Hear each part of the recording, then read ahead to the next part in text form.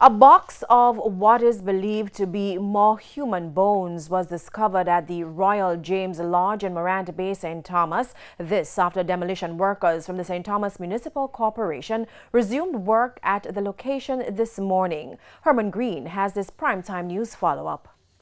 The workers made the find shortly after midday Monday. Ian Peters, employed to the Municipal Corporation, is a member of the demolition team. During the course of the day, we come by a different finding, like we actually find the next box. The box is about 3 feet by about 1.5 feet.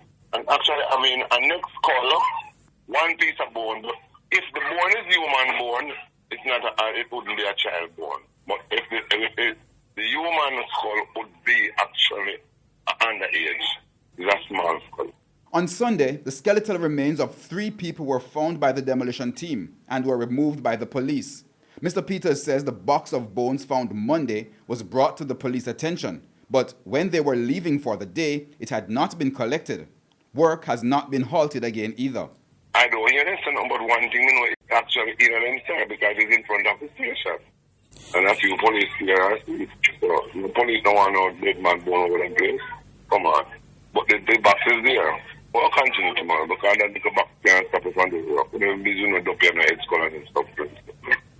The building need to take them because as I got it on, I'm going to we can collect them and do damage to people.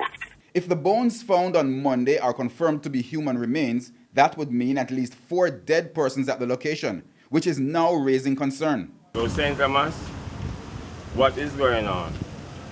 We'd like to know about these skulls and bones. Before Monday's find, Head of Operations for the St. Thomas Police Division, DSP O'Neill Thompson, gave an update on the investigation. Next step is that there are possible postmortem will be carried out and remains. The investigation continues as it relates to the circumstances under which the remains were at that location. The derelict building reportedly belongs to the Royal James Lodge. However, while speaking with our news team on Sunday, Lodge Secretary Jasper James refused to comment about the remains. He was seemingly more concerned about not being given notice about the demolition exercise than the fact that 3 dead people were found in the building. We asked DSP Thompson about that aspect of the investigation, since the property owners have been identified. I cannot say at this time who was contacted, but definitely contact was made. Late Monday afternoon, we were told that the police were heading to the location. The old building, which is across the road from the Morant Bay police station, had become a haven for homeless people. However, after these finds, one homeless man says he has no plan to revisit the property. The bed in the room, not touch it.